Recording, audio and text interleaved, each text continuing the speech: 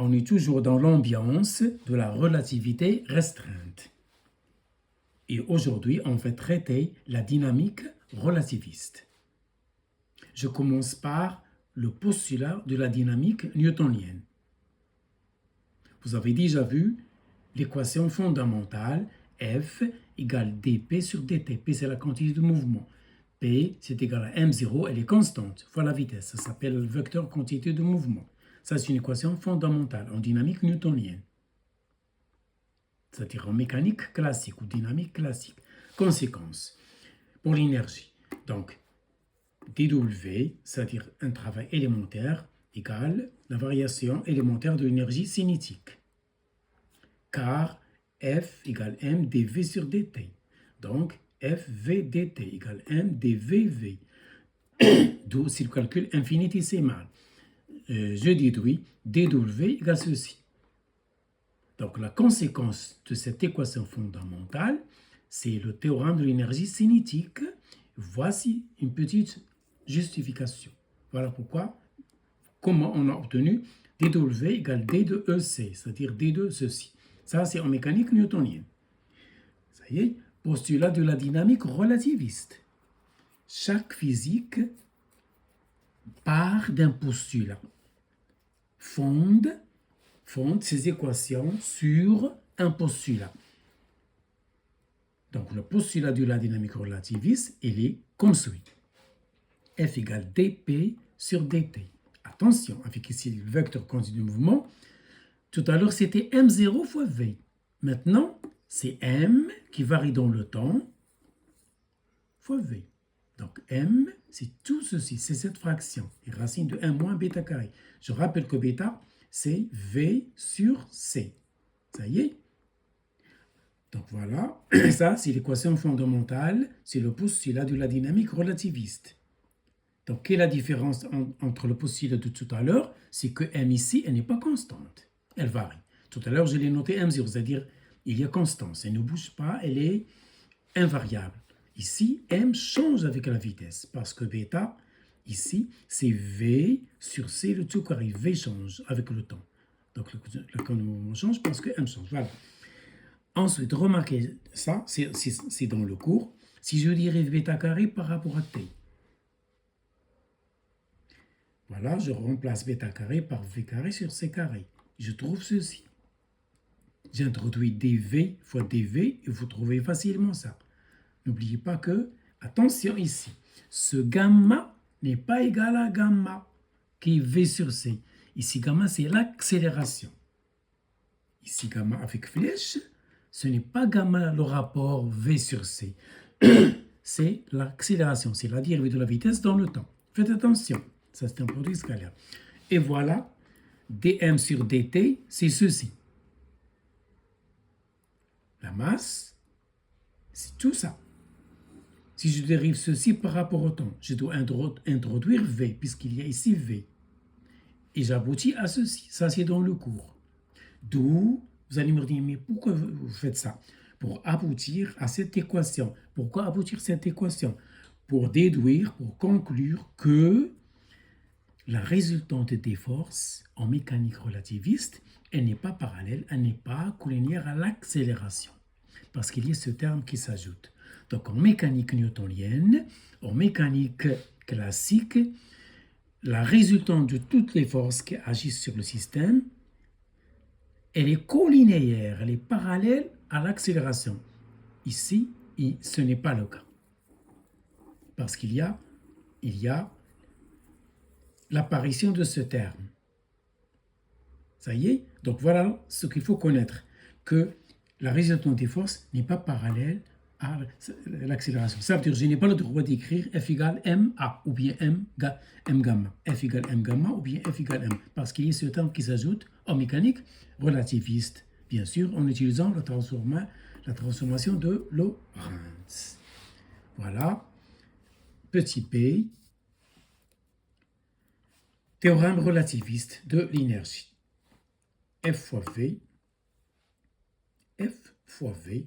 Je prends la force, celle-là, de tout à l'heure, et je multiplie par le vecteur V à gauche et à droite. Voilà, vous avez déjà traité ça dans le cours. égale c carré d de m sur dt. Ça y est. Et j'aboutis à cette relation. dw égale fv dt égale d de m c carré. Ça veut dire quoi? Ça veut dire que l'énergie, c'est W, ou bien grand E, comme vous voulez, égale M, ce n'est pas M0, M, C carré.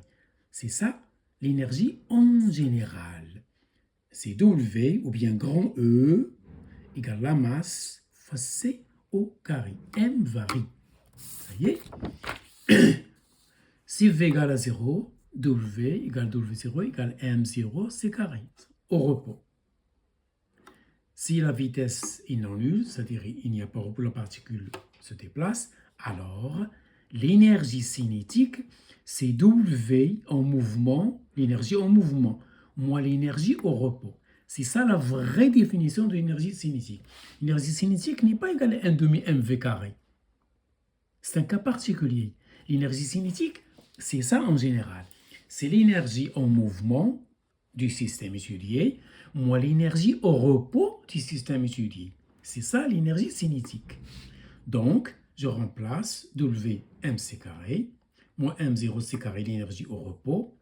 Je factorise par m0c carré puisque cette masse m, c'est m0 sur racine de 1 moins bêta carré. Faites attention. Et je fais un développement limité, Taylor, au premier ordre. Donc, la vitesse est petite devant c, c'est-à-dire bêta tend vers 0, donc il est très faible devant 1. Et voilà, j'obtiens en première approximation que l'énergie cinétique, c'est 1 demi m0 v au carré. C'est la formule que vous avez apprise en classe terminale ou en 6e. Ça, c'est pour la dynamique newtonienne. Mais le cas le plus général, c'est celle-là. C'est ça l'énergie cinétique. C'est l'énergie en mouvement moins l'énergie au repos. Pour des vitesses petites, pour des particules non relativistes, c'est-à-dire ayant une vitesse négligeable devant celle de la lumière, alors l'énergie cinétique se réduit approximativement à n demi m0 v carré. C'est un cas particulier, en faisant un développement limité au premier ordre. Troisième paragraphe, l'impulsion et l'énergie. Impulsion, énergie. L'impulsion, c'est ça, P égale M fois V. J'élève au carré, j'obtiens ça. En introduisant C carré P carré égale V carré. Donc, voilà le P, il est en vecteur. J'élève au carré à droite et à gauche, et je remplace V par C carré bêta carré. Voilà P carré. Or, apprenez cette identité par cœur. 1 sur 1 moins bêta carré sur 1 degré, c'est 1. Donc, cette différence, c'est 1. Ça y est. Je multiplie donc par m0 carré sur 4 et j'obtiens ceci. Ça y est. Je prends cette relation, je la multiplie par m0 sur 4 et j'aboutis à cette quantité. C'est ça le but. Donc ça, c'est la démonstration de cette relation qu'il faut mettre en tête. C'est l'énergie au carré moins l'impulsion au carré fois la vitesse de la lumière au carré égale m0 au carré, c à la puissance 4. C'est très important. Ça veut dire que cet écart, cette différence, cette quantité, elle reste constante quel que soit le repère. Je dis que c'est un invariant de Lorentz. Cet écart, cette différence, c'est toujours m0 au carré fois c4, quel que soit le référentiel. C'est un invariant de Lorentz. C'est-à-dire que cette quantité dans R est égale à la même quantité dans R'. W carré moins P carré C carré, c'est égal à W prime carré moins P prime C carré, puisque ça ne change pas dans R'. C'est toujours M0 carré C4. Ça ne change pas. Ça s'appelle un invariant de Lorentz qu'il faut mettre en tête, qu'il faut apprendre. Voilà, ça c'est la démonstration. Petit d. Maintenant, on va entrer dans un autre espace. L'espace-temps de Minkowski. C'est quoi cet espace? On va l'expliquer. Définition. Soit deux événements. Voilà, deux événements voisins, c'est-à-dire infinitésimaux. L'un est proche de l'un. X, Y, Z, T et X, dx, Y, dy, Z, dz, D, dt. C'est-à-dire, je fais un petit changement de cet événement, d'une quantité infinitésimale dx, dy, dz et dt. Voilà. Pourquoi? Et j'écris cet écart. ds carré, c'est cette quantité. C'est c carré dt carré moins dx carré, dy carré, dz carré. Par définition, on pose c carré t carré, c'est-à-dire la partie temporelle, moins la partie spatiale. Voilà, on la pose égale ds carré. Elle a la même valeur dans tous les référentiels hegeliens. ds carré, c'est aussi un invariant de Lorentz comme w carré moins pk c carré de tout à l'heure. Voilà un deuxième invariant de Lorentz. Tout à l'heure, c'était w carré moins p carré c carré, c'est constant. Ici, la même chose, la quantité ds carré, elle est constante, elle ne change pas. C'est-à-dire que dans R, cette quantité, c'est la même que dans R'. dt', dx', dy', dz'. Ça y est. Donc, les coordonnées galiléennes réduites, ça s'appelle coordonnées d'un événement sont. Regardez ici. Si j'ai un événement, voilà, dans cet espace de Minkowski, on écrit x à la puissance 0, x à la puissance 1, x à la puissance 2. Ça ne signifie pas x au carré, ça ne signifie pas x au cube, c'est une notation. Donc, x0, c'est ct. Donc, x à la puissance 0, c'est la partie temporelle. Le x, c'est x1, le y, c'est x2, le z, c'est x au cube. Parce que ça facilite les calculs. Au lieu d'écrire x, y, z, on conserve x, x, x, x et on met à la puissance 0, c'est le temps, x1, x2, x3, etc. Donc, l'espace à 4 dimensions muni d'un système de coordonnées réduites x alpha. Donc, si je vais écrire un événement dans cet espace, il est sous cette forme x alpha avec alpha 0, 1, 2, 3, comme ici. Donc, définissons dans cet espace une distance élémentaire. Donc, la distance élémentaire dans l'espace de Minkowski, c'est ds, c'est la quantité de tout à l'heure à la puissance 1,5. Au lieu d'écrire ici dy, dz, je conserve tout x, x, x, x, et je mets à la puissance 0, à la puissance 1, à la puissance 2, à la puissance 3. À la puissance 1,5 ou bien racine, puisque c'est une distance. C'est ça la distance élémentaire, c'est une définition. Dans l'espace de Minkowski, voilà la distance élémentaire. On obtient donc un espace-temps, c'est l'espace de Minkowski. C'est un espace où la distance est définie de cette manière. N'oubliez pas 1,5 ou bien racine. Donc l'espace de Minkowski, c'est un espace à 4 dimensions, muni d'un système de coordonnées réduites. C'est ça le résumé.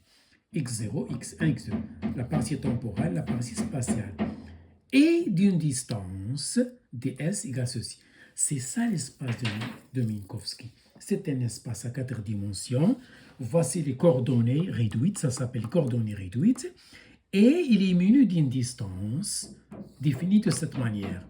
Donc ces deux données définissent l'espace de Minkowski. Et on va attaquer les quadrivecteurs. Dans cet espace, on ne dit pas vecteur, on dit quadrivecteur, parce qu'il y a la coordonnée temporelle qui s'introduit. Donc, il y a en note, voilà, un quadrivecteur U alpha. Voici ses coordonnées. La U0, la temporelle, et les 3, la spatiale. Regardez la notation x à la puissance alpha, ça conserve la même notation. On change seulement les exposants. Ça, c'est le x, ça, c'est le y, ça, c'est le z. Voilà, on écrit tout simplement le quadrivecteur U alpha, c'est U0, la partie temporelle, et le vecteur U, de coordonnées x, y, z dont vous avez l'habitude de manipuler. Voici un quadrivecteur V alpha. La même chose. C'est la partie temporelle V0 fois le vecteur V de coordonnées x, y, z habituel. Comment définir un produit scalaire dans l'espace de Minkowski? De cette manière, le quadrivecteur U fois le quadrivecteur V, c'est égal au produit des deux composantes temporelles moins le produit scalaire des deux composantes spatiales. Voilà comment définir un produit. Il faut apprendre ça par cœur. Remarque, les composantes contravariantes. Donc, chaque fois que je trouve alpha en haut, je dis que j'ai les composantes contravariantes. Donc, voilà un vecteur de composantes contravariantes. Pour les composantes covariantes, c'est en bas, il y a ici un signe moins. Donc, c'est l'opposé de ce vecteur. Donc, ce quadrivecteur, il a comme opposé ce quadrivecteur. Ce quadrivecteur, il a des composantes contravariantes, et donc j'ai U, mais celui-là, il a des composés dits covariantes, et donc c'est moins U. Et voilà, U0 est égal à U0. La contravariante et la variante temporelle, ça ne change pas. Mais les autres, il y a un signe moins entre la contravariante et la variante. La contravariante, c'est le haut, et la variante, c'est le bas. Ils sont opposés, mais la composante temporelle, elle reste intacte. Donc, le U alpha, ce qu'il faut apprendre, c'est ça. Le U alpha, il s'écrit comme ça, alors que U avec alpha en haut, il s'écrit comme ça. Là, il y a un signe moins, là, il n'y a pas de signe moins. C'est tout ce qu'il faut connaître. Et je passe au quadrivecteur le tenseur métrique. Le tenseur métrique. La prochaine fois, on va faire des exercices pour fixer ces idées qui sont un peu nouvelles. Donc, le tenseur métrique, il est noté G indice alpha bêta avec alpha variant de 0 à 3, bêta la même chose. Alors, c'est quoi le tenseur métrique qui s'écrit comme ça? C'est une fonction qui est nulle si alpha différent de bêta, 1 si alpha égale bêta égale à 0, tous les deux sont nuls. Si alpha égale bêta égale soit 1, soit 2, soit 3, le G, il vaut moins 1. Donc, le G vaut 0 dans ce cas. Le G alpha bêta, il vaut 1 dans ce cas. Le G alpha bêta vaut moins 1 dans ces conditions. Ou bien, on l'écrit sous forme matricielle. Le tenseur métrique, il est noté G alpha bêta. Voilà, c'est une matrice, 4 lignes, 4 colonnes, avec la diagonale contenant plus, c'est celle du temps, et moins 1, moins 1, moins 1, tout le reste, c'est nul. Donc, soit vous raisonnez comme ça, soit de cette façon. C'est à vous de choisir. D'où, on peut écrire le produit scalaire sous forme condensée. C'est sigma du tenseur métrique fois U alpha V bêta est égal à U0 V0 moins UV. Ça y est?